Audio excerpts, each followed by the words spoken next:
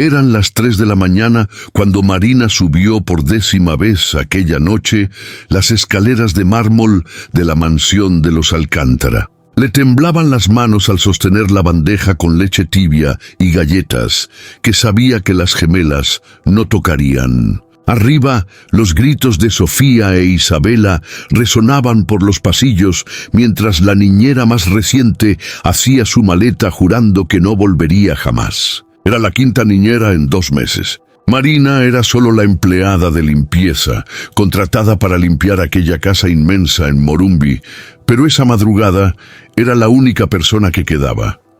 Cuando llegó al cuarto de las niñas, encontró el caos. Juguetes esparcidos, sábanas en el suelo y las 2 pequeñas de 5 años paradas sobre la cama, con los ojos enrojecidos de tanto llorar y una expresión de puro agotamiento. Su padre, Rodrigo Alcántara, uno de los empresarios más ricos de São Paulo, estaba sentado en el pasillo con la cabeza entre las manos. Desde que su esposa había muerto en un accidente de coche 8 meses atrás, no sabía cómo alcanzar a sus propias hijas. Marina podría haberse ido. Su turno había terminado a las 10 de la noche. Tenía que tomar un autobús, un viaje de 1h30 hasta la casa sencilla en la periferia donde sus propios 3 hijos dormían al cuidado de la vecina. Pero algo en esas 2 niñas gritando de desesperación le tocó el corazón de madre. Conocía ese tipo de dolor. Sabía lo que era perder a alguien y no tener palabras para nombrar el hueco que queda en el pecho. Sin pedir permiso, Marina entró al cuarto. Dejó la bandeja sobre la cómoda y se sentó en el suelo, justo en medio del desorden. No intentó cargar a las niñas. No les ordenó que dejaran de llorar. Simplemente empezó a cantar. Era una canción antigua que su abuela le cantaba en las noches difíciles en el interior de Bahía, cuando la vida parecía demasiado pesada para que la cargara una niña. Su voz ronca y suave llenó la habitación como un abrazo cálido. Sofía fue la primera en dejar de gritar. Sus ojos muy abiertos se fijaron en aquella mujer de uniforme azul, sentada en el suelo, como si fuera lo más natural del mundo. Isabela tomó la mano de su hermana y poco a poco ambas fueron bajando de la cama. Marina siguió cantando, abriendo los brazos despacio. Las gemelas se miraron durante un largo momento antes de correr al regazo de aquella desconocida, escondiendo el rostro en su hombro y por fin, dejando caer lágrimas de verdad. No lágrimas de berrinche o manipulación, sino lágrimas de añoranza, de miedo, de un dolor que nadie les había ayudado a nombrar. Marina las acunó así casi 1 hora, cantando bajito, acariciando el cabello de las niñas hasta que sus cuerpos se relajaron por completo. Cuando al fin se durmieron, las acostó con cuidado, las cubrió con la manta y recogió algunos de los juguetes esparcidos. Al salir, encontró a Rodrigo aún en el pasillo, ahora con lágrimas resbalándole por el rostro. Miró a Marina como si hubiera obrado un milagro.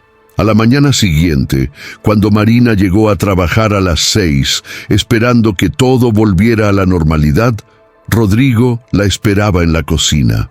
Tenía una propuesta inusual. Quería que se convirtiera en la niñera de las niñas. Marina casi se rió. Era empleada de limpieza, no tenía diploma, no tenía las cualificaciones que una familia como esa seguramente exigía. Pero Rodrigo estaba desesperado. Más que eso, había visto esa madrugada algo que su dinero no podía comprar: conexión genuina. Marina pensó en sus propios hijos. Pensó en el sueldo de empleada de limpieza que apenas alcanzaba para las cuentas. Pensó en las noches en que ella misma tenía que elegir entre comprar remedios o comida. Pero cuando miró hacia las escaleras e imaginó a Sofía e Isabela despertando en aquella casa grande y vacía, sin nadie que realmente las viera, no pudo decir que no. Aceptó, pero con una condición: lo haría a su manera, sin manuales de etiqueta ni métodos rebuscados. Sería para esas niñas lo que necesitaban: alguien real. Los primeros días fueron desafiantes. Las gemelas probaron cada límite, cada paciencia. Tiraban la comida al suelo, se negaban a vestirse, gritaban por cualquier cosa. Pero Marina no se inmutaba, no cedía a las manipulaciones, pero tampoco reaccionaba con rabia. Cuando Sofía tiró el plato al suelo por tercera vez, Marina simplemente se sentó a su lado y le dijo con calma que entendía que estaba enojada, que estaba bien sentir rabia, pero que tirar la comida no iba a traer de vuelta a mamá. Sofía la miró con los ojos muy abiertos y por primera vez alguien puso en palabras lo que ella sentía. El giro ocurrió una tarde de domingo. Marina había llevado a las gemelas a pasar el día en su casa, en la periferia. Rodrigo dudó al principio, pero Marina fue firme. Si las niñas iban a convivir con ella, también necesitaban conocer su mundo. Cuando llegaron a la casa sencilla de 3 cuartos, Sofía e Isabela se quedaron calladas, observándolo todo con curiosidad. Los hijos de Marina, Lucas de 8 años, Pedro de 6 y la pequeña Ana de 4, recibieron a las gemelas con la naturalidad de los niños que no ven diferencias sociales. Esa tarde pasó algo mágico. Las niñas jugaron en el patio de tierra, ayudaron a hacer palomitas en la olla vieja, rieron cuando el gato de la vecina entró corriendo por la puerta. No había juguetes caros, pero sí risas genuinas. A la hora del almuerzo, se sentaron todas juntas en una mesa estrecha, comiendo arroz, frijoles y pollo que Marina había preparado. Sofía tomó un trozo de pollo con la mano y dijo que estaba delicioso. Isabela quiso ayudar a lavar los platos, aunque solo consiguió mojar todo alrededor. Cuando volvieron a la mansión al anochecer, las gemelas estaban transformadas. Seguían teniendo ese dolor, ese vacío, pero ahora había algo más, la sensación de pertenecer a algo, de formar parte de una red de afecto que iba más allá de la sangre. Esa noche, por primera vez en meses, durmieron de corrido. Marina se quedó en el cuarto hasta estar segura, observando los rostros relajados de las niñas mientras dormían, y sintió el pecho apretarle de emoción. Rodrigo percibió el cambio de inmediato. Empezó a prestar más atención, a llegar más temprano del trabajo, a escuchar de verdad a sus hijas. Marina tenía una manera de hacerle ver lo evidente. Sus hijas no necesitaban más juguetes ni ropa de marca. Lo necesitaban a él, necesitaban presencia, abrazos, alguien que validara su dolor y las ayudara a transformar esa pérdida en algo que pudieran cargar sin romperse. Los meses siguientes fueron de reconstrucción. Marina estableció rutinas simples pero consistentes. Todas las noches, antes de dormir, se sentaban en círculo en el cuarto y cada una decía una cosa buena que había pasado en el día y una cosa difícil. Al principio, las niñas solo podían hablar de las cosas difíciles, casi siempre relacionadas con la ausencia de la madre. Pero Marina escuchaba todo con paciencia, sin intentar arreglar ni minimizar el dolor. Solo validaba. Decía que era normal extrañar, que mamá siempre viviría en sus corazones, que llorar era saludable. Poco a poco, las cosas buenas empezaron a aparecer. Un dibujo que hicieron, una mariposa que vieron en el jardín, un chiste que contó Lucas. La vida iba regresando de a poco, no borrando la memoria de la madre, sino haciendo espacio para que la alegría conviviera con la añoranza. Marina también sugirió crear un rincón especial en el cuarto de las niñas, con fotos de su mamá, dibujos de ella y una cajita donde pudieran poner cartas siempre que la extrañaran. Rodrigo lloró cuando vio ese altar improvisado, pero eran lágrimas de alivio. Por fin su familia estaba encontrando un camino. La transformación no fue solo con las niñas. Rodrigo empezó a ver a Marina no como empleada, sino como una maestra de vida. Tenía una sabiduría que no venía de libros, sino de haber enfrentado tempestades y aún así levantarse cada día eligiendo el amor. Una noche, después de que las niñas se durmieran, conversaron en la cocina mientras Marina preparaba las viandas del día siguiente. Rodrigo le preguntó cómo conseguía ser tan fuerte, criar 3 hijos sola, trabajar tanto y aún tener energía para cuidar de 2 niñas más. Marina sonrió mientras picaba verduras. Contó que enviudó a los 25, cuando su marido murió en un accidente laboral en una construcción. Se enteró después de que estaba embarazada de Ana. Hubo días en que no tenía fuerzas ni para levantarse de la cama, días en que el dolor parecía más grande que el mundo. Pero tenía 3 bocas que alimentar, así que no había opción más que ponerse en pie. Con el tiempo, aprendió que la fuerza no es no caerse, sino decidir levantarse una vez más y otra, hasta que un día te das cuenta de que estás caminando de nuevo. Rodrigo se dio cuenta de algo en ese momento. Tenía tanto dinero que podía comprar casi cualquier cosa, pero no podía comprar esa resiliencia, esa capacidad de transformar dolor en compasión. Marina tenía algo que ninguno de sus diplomas y empresas le había enseñado.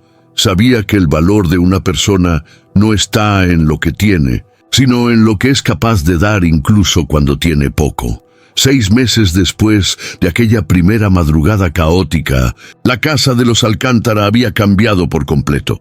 Las gemelas seguían teniendo días difíciles, seguían llorando por su madre, pero ahora sabían que era seguro sentir. Rodrigo había aprendido a ser un padre de verdad, no solo un proveedor distante. Inició en su empresa un proyecto de becas para hijos de empleados, inspirado en la historia de los hijos de Marina. Creó un programa de apoyo psicológico gratuito para familias en duelo, algo que le hubiera gustado que existiera cuando más lo necesitó. Marina siguió siendo Marina, sencilla, directa, amorosa. No se volvió socialité ni cambió su forma de hablar o vestir. Siguió llevando a las gemelas a su casa en la periferia todos los domingos, donde jugaban con Lucas, Pedro y Ana como hermanas. Los niños aprendieron que la riqueza no se trata de dinero, sino de las conexiones que construimos. Sofía e Isabela aprendieron que podían ser vulnerables sin ser débiles, que podían extrañar y aún así ser felices. En una noche especialmente significativa, las gemelas prepararon una sorpresa. Con la ayuda de Marina, organizaron una cena especial para su padre. No le pidieron al chef que preparara nada sofisticado. En cambio, hicieron ese mismo arroz, frijoles y pollo que habían comido en casa de Marina aquel primer domingo. Pusieron la mesa de la cocina, no el comedor formal. Encendieron velas y colocaron flores que ellas mismas cortaron del jardín. Cuando Rodrigo llegó del trabajo y vio aquella escena, no pudo contener las lágrimas. Sus hijas sonreían de verdad por primera vez en casi un año. Marina las ayudaba a servir, pero se aseguró de que fueran las niñas quienes hicieran todo con sus propias manos. Durante la cena, Sofía miró a su padre y dijo que tenía algo que decir. Con la voz temblorosa pero decidida, dijo que amaba a su papá, que sabía que él también extrañaba a mamá y que estaba bien estar tristes a veces, pero que también estaba bien volver a ser felices. Isabela agregó que mamá querría que fueran felices, que Marina se lo había enseñado. Rodrigo se levantó, abrazó fuerte a sus hijas y por primera vez desde el accidente se permitió llorar delante de ellas sin sentir que tenía que ser fuerte. En ese momento, Marina observaba desde la puerta de la cocina, con el delantal manchado de salsa de tomate y una sonrisa discreta en el rostro. Había hecho lo que mejor sabía hacer, mirar más allá de la superficie y tocar donde realmente importaba. Los años siguientes trajeron más crecimiento y sanación. Las gemelas desarrollaron una relación hermosa con los hijos de Marina. Lucas se convirtió en un hermano mayor protector, siempre inventando juegos para incluir a todos. Pedro e Isabela tenían la misma edad y se volvieron mejores amigos, mientras Ana y Sofía crearon un lazo especial. Ana enseñaba a Sofía a ser más espontánea y Sofía enseñaba a Ana que estaba bien ser sensible. Rodrigo, profundamente agradecido, insistió en pagar la educación de los hijos de Marina en las mejores escuelas. Al principio, ella se resistió diciendo que no quería favores, pero él explicó que no era un favor, era reconocimiento. Marina le había devuelto a sus hijas, Había salvado a su familia cuando él se ahogaba en dinero, pero moría de falta de amor. Ella aceptó con la condición de mantener todo simple, sin ostentación, y que sus hijos siguieran con los pies en la tierra. La historia de Marina y de las gemelas terminó corriéndose entre los amigos de Rodrigo. Otros padres ricos empezaron a preguntarse si de verdad estaban presentes en la vida de sus hijos o si solo compraban presencia con cosas materiales. Algunas familias buscaron a Marina para pedirle consejos. Nunca cobró nada, pero siempre fue clara: no existe método mágico. Lo que existe es la disposición a presentarse, a ser vulnerable, a ver al niño como un ser humano completo que merece que sus sentimientos sean validados. Una tarde, 4 años después de aquella primera madrugada, Marina estaba sentada en el jardín de la mansión observando a los 5 niños jugar juntos. Sofía e Isabela, ya con 9 años, habían crecido confiadas y empáticas. Sabían que tenían privilegios, pero también sabían que eso venía con responsabilidad. Hablaban abiertamente de su madre, mantenían viva su memoria, pero ya no estaban atrapadas en el dolor.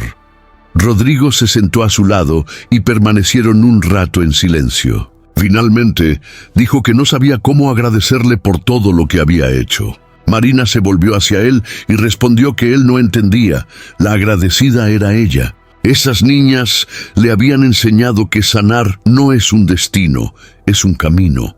Que incluso en las situaciones más desesperadas, cuando parece que no hay salida, siempre hay una elección: endurecerse o abrirse, cerrar el corazón o encontrar el coraje para amar de nuevo. Contó que aquella primera madrugada, cuando decidió entrar al cuarto de las gemelas, no pensaba en cambiarles la vida. Solo estaba haciendo lo que cualquier madre haría: tender la mano a niñas que se estaban ahogando.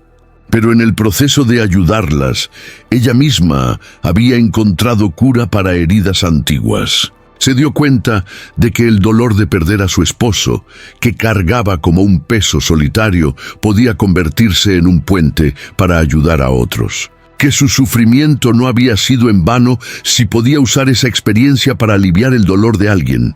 Rodrigo guardó silencio, absorbiendo esas palabras. Entonces dijo algo que Marina jamás olvidaría: que el mundo estaba al revés. Las personas consideradas exitosas eran las que acumulaban riqueza, títulos, posesiones. Pero si había aprendido algo en los últimos años, era que el verdadero éxito está en la capacidad de crear conexión, de transformar el dolor en compasión, de ser lo bastante humano como para dejarse quebrar y lo bastante valiente como para reconstruirse. Marina tenía eso en abundancia, y eso la hacía infinitamente más rica de lo que él jamás sería.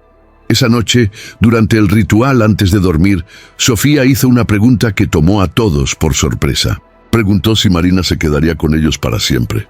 Marina miró a Rodrigo, que también esperaba la respuesta ansiosamente. Ella dijo que no sabía lo que el futuro deparaba, pero que una cosa podía prometer: el amor que sentía por ellas era para siempre. Que aunque algún día sus caminos se separaran, el lazo que habían creado nunca se rompería. Porque familia no es solo sangre, es elección. Es quien aparece cuando más lo necesitas y decide quedarse incluso cuando se pone difícil. Isabela, siempre más práctica, sugirió entonces que Marina debería vivir con ellos de verdad, no solo trabajar allí. Rodrigo y Marina se miraron sorprendidos. Él nunca lo había considerado formalmente, pero tenía todo el sentido. La casa tenía espacio de sobra y sería más fácil para Marina, que gastaba horas en transporte cada día. Tras mucha conversación, llegaron a un acuerdo. Marina y sus hijos se mudarían al ala del fondo de la mansión, un espacio que podía adaptarse como una casa cómoda, pero separada. Fue una transición extraña al principio. Lucas, Pedro y Ana quedaron impresionados con el tamaño de la propiedad, pero Marina se aseguró de que mantuvieran sus responsabilidades y sus valores. Seguían tendiendo sus camas, lavando sus platos, entendiendo el valor de las cosas. Los 5 niños ahora eran prácticamente hermanos. Estudiaban juntos, peleaban, se reconciliaban, crecían juntos. Pero Marina sabía que necesitaba preparar a las gemelas para el mundo real. No bastaba con que fueran buenas niñas dentro de la burbuja de privilegio. Tenían que entender que existía un Brasil más allá de los muros de la mansión. Un Brasil donde millones de niños no tenían que comer, donde padres trabajaban 12 horas al día y aún así no alcanzaba para pagar las cuentas. Así que empezó a llevarlas regularmente a trabajos voluntarios, distribución de comida en la periferia, visitas a guarderías comunitarias, campañas de recaudación. Al principio, las niñas se incomodaban con la desigualdad tan evidente. ¿Por qué algunos niños tenían todo y otros nada? No era justo. Marina coincidía en que no era justo, pero explicaba que ellas tenían una elección. Podían fingir que no veían o podían usar sus privilegios para marcar la diferencia.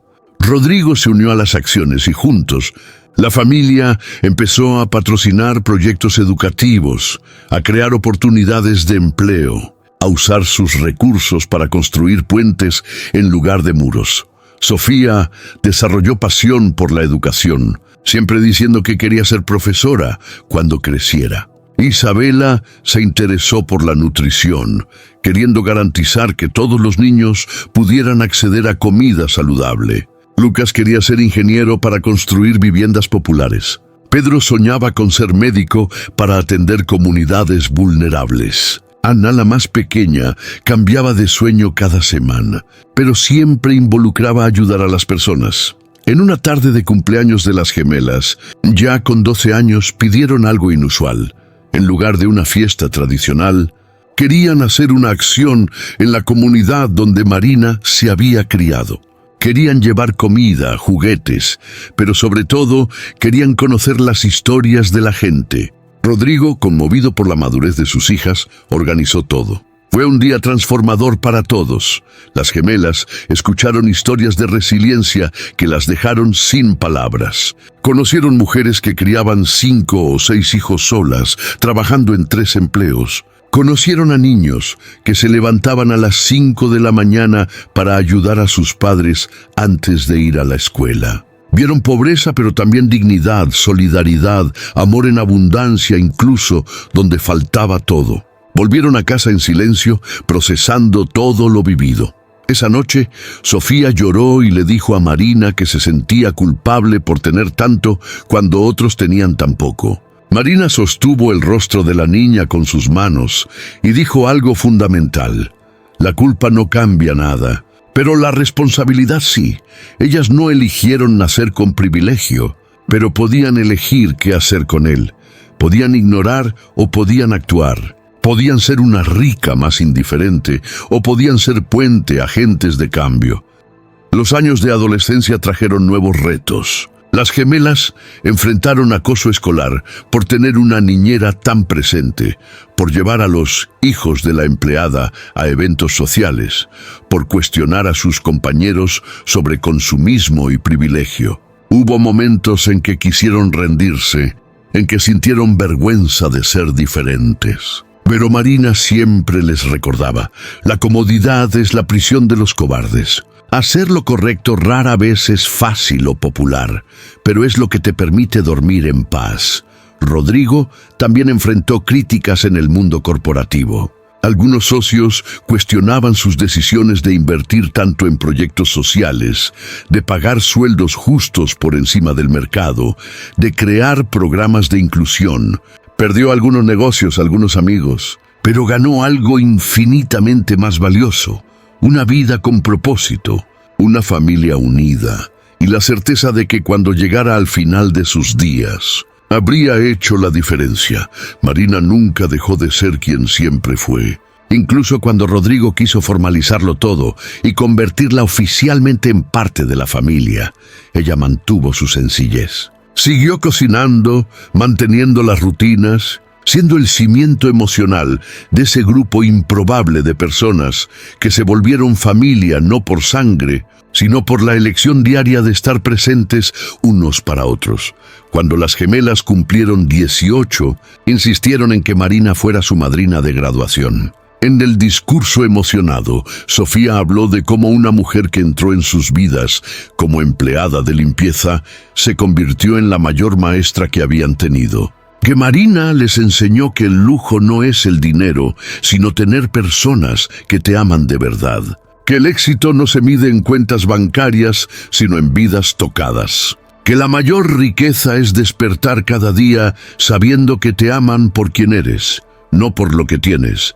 Isabela agregó que la lección más importante que aprendieron fue sobre la presencia. Que en los peores momentos de sus vidas, cuando estaban perdidas en el dolor y la confusión, Marina simplemente apareció. No intentó arreglarlo todo. No minimizó el dolor, solo se sentó en el suelo con ellas y se quedó. Esa presencia simple, esa disposición a estar allí en medio del desorden, las salvó. Y eso es lo que ellas querían ser para otras personas. Alguien que aparece, que se queda, que ama sin condiciones. Hoy, años después de aquella madrugada caótica que lo cambió todo, la familia extendida sigue unida. Lucas es ingeniero y trabaja con vivienda popular. Pedro está terminando medicina con enfoque en salud pública. Ana decidió ser psicóloga infantil, queriendo ayudar a niños a procesar traumas como las hermanas mayores tuvieron que procesar. Sofía estudia pedagogía e Isabela nutrición, ambas con proyectos enfocados en comunidades vulnerables.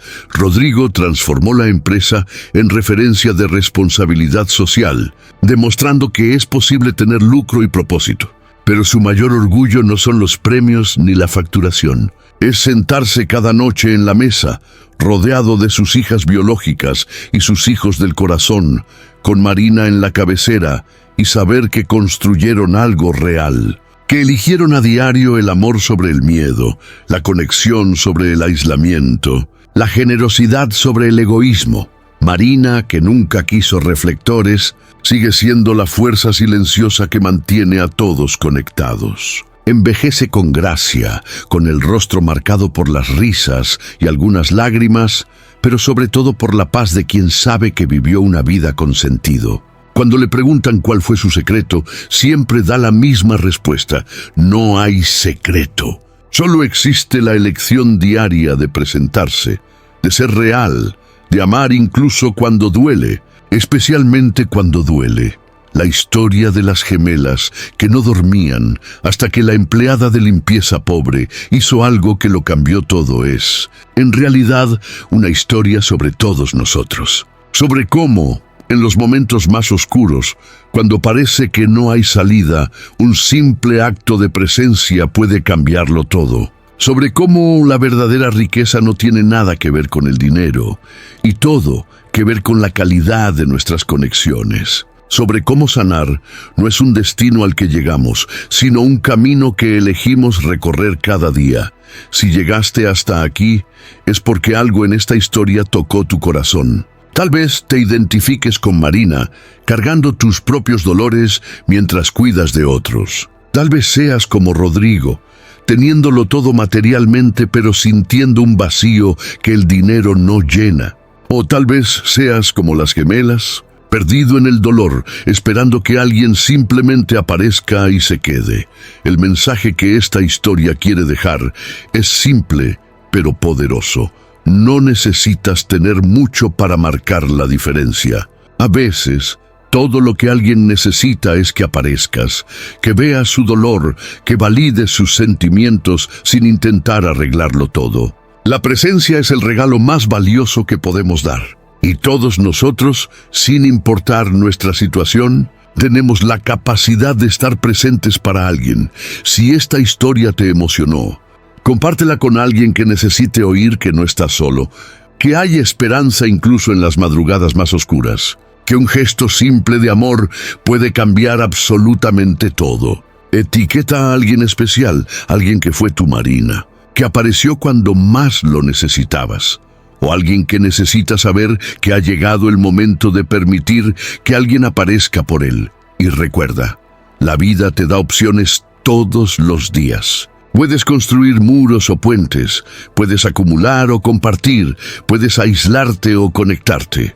Elige siempre el amor, siempre la presencia, siempre el coraje de ser vulnerable y real. Porque al final, cuando miremos atrás, no recordaremos lo que teníamos, sino a quién amamos y quién nos amó de vuelta. Y esa, amigos, es la única riqueza que realmente importa.